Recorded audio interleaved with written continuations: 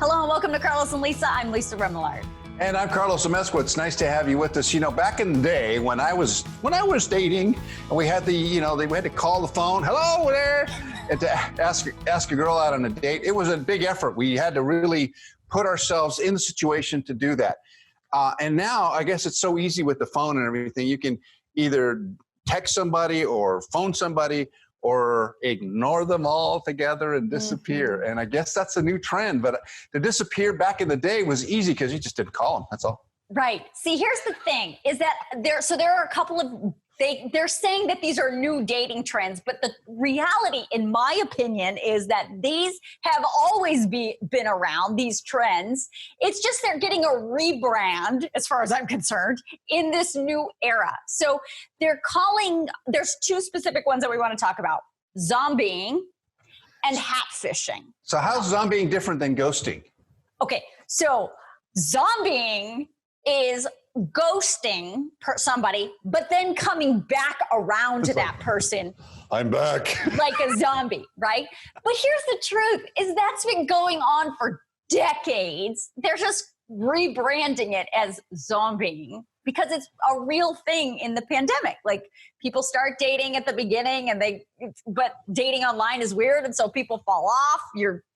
And then they come back around. But how long is there a time period that you would consider zombieing? Like, this isn't a couple of weeks. This is like what, 6 months to 8 months, a year? It could be any period of time, really. Oh, okay. It could be like 3 weeks they disappear and then they resurrect themselves, or 6 months later they show back up. Yeah. Either way, as far as I'm concerned, it's bad news. You need to stay away from the zombies. It's a bad look. It never turns out. Yeah. Well, I no longer date, as you know, but I have friends who do that to me. Disappear for months. All of a sudden they call back and it's like, hey, what's going on? And I'm like, dude, I called you. You didn't respond. What's going on? Where you been? What's the deal? What kind of friend are you? And so, when you're good friends with people, you can say stuff like that. But I don't know how you deal with that at an emotional level with a relationship, though. Wow. Wait, that's an interesting observation. You can have a zombie friend. Yeah. Not just a zombie love interest, but also a zombie friend. His name is Sully. I'll say it out loud.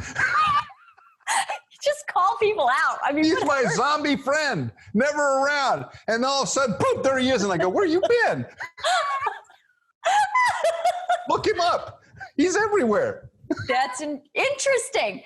It's an interesting zombie observation. Friend. So not only zombie friends and love interests, but also there's a new trend that's also been around forever, but getting a new rebrand, as I call it. It's called hatfishing. So, what is hatfishing? Okay. So, catfishing, like you've heard that term, meaning like they post pictures of themselves. It's all zhuzhed up, but doesn't really look like they really do in real life. That's called catfishing. So hatfishing is the same concept. So like guys that are, yes. So, but you're not bald, so it doesn't matter. But like guys that are bald, right that wear a hat that cover up their baldness because they think that they're not going to get as many dates if women or men know they have no hair. But I would think that also the hat makes a statement. So like, this is a really cool hat. This is my melon hat. It's a very expensive, very classy hat. Makes me look a bit like I'm, a sports guy, but I'm unbranded. So I'm open. I'm an open guy. Okay. Now, if I wore this hat in Los Angeles dating scene, if I was dating, I would definitely have problems, right? Because people here root for the Dodgers, not the Padres in Los Angeles. But in San Diego, this would say to a young lady who's interested in dating an older man with some hair and a hat like this, you'd go, what a weirdo. Okay. Then if I didn't really care, if I didn't care at all, and I wanted to be grandpa, this is a hat I would wear. This is, what'd you call it? What hat fishing? Hatfishing. Hatfishing. Well, I got a bunch of grandkids. Will you want to go out? Right. So, Can you imagine? So your observation is it's not just hat fishing to cover up the baldness. Your hat also it's a personality speaks to who thing. You are. Yeah. How's my hair? Fair. I will say, fix your hair. No, you look fine.